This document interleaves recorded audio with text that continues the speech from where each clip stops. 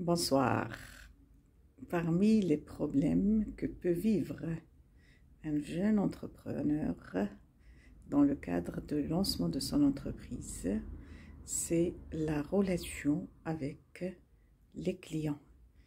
Généralement, lorsqu'on est entrepreneur, il faut se protéger. Il faut se protéger par un bon de commande. Il ne faut jamais commencer à faire un travail avant de présenter un devis, de se mettre d'accord avec le client sur le devis et en même temps de demander un bon de commande. Maintenant, si on est face à une entreprise publique, lorsqu'on est face à l'État ou un organisme public, parfois il y a des appels d'offres. Pour répondre à ces appels d'offres, il y a tout un dossier administratif à préparer et il faut au préalable, si vous êtes retenu, au préalable, il faut mettre en place un cahier de charges ou parfois le cahier de charges, il est lancé avec l'appel d'offres. Il faut veiller à ce que ce cahier de charges, toutes les clauses du cahier de charges soient claires. Comme ça, pour qu'il n'y ait pas d'histoire par la suite dans l'exécution du projet. On fait attention à quoi? On fait généralement attention à la prestation à faire ou aux prestations qu'on doit faire.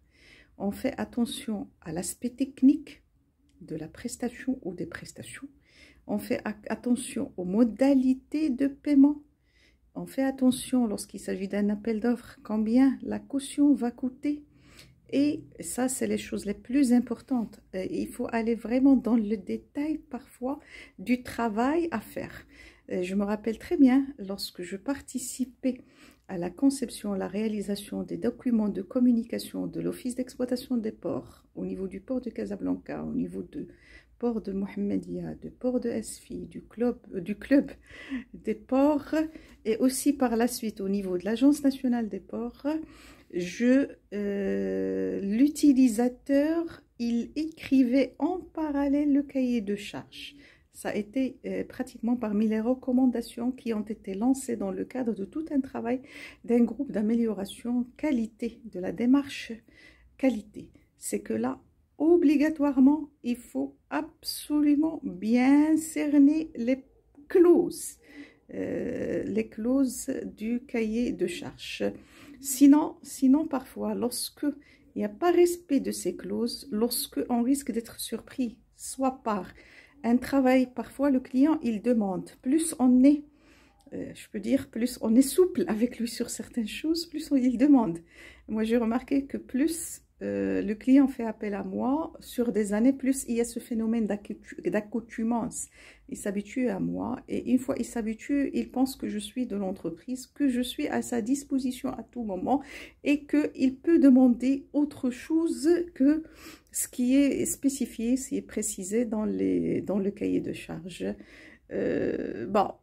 Parfois, pour fidéliser les clients, on peut ajouter des petites choses, des petites tâches, ça ne dérange pas, mais parfois, lorsqu'il y a de l'abus, il faut discipliner le client. Vous allez me dire, mais c'est quoi cette histoire de discipline? Moi, je vous le dis, le client, il est roi. Ok, jusqu'à preuve du contraire. Il ne faut pas qu'il abuse. Donc, retenez une chose essentielle, c'est le mot-clé, la discipline du client. Et moi-même, je dois être normalement disciplinée.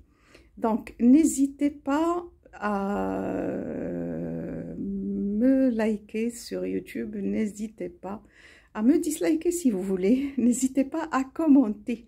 En même temps, vous pouvez me suivre sur mes réseaux sociaux, Facebook, LinkedIn, Twitter et Instagram. Et je vous dis à une prochaine capsule de la brève de Bouchra Moufti Z by Com and Coach.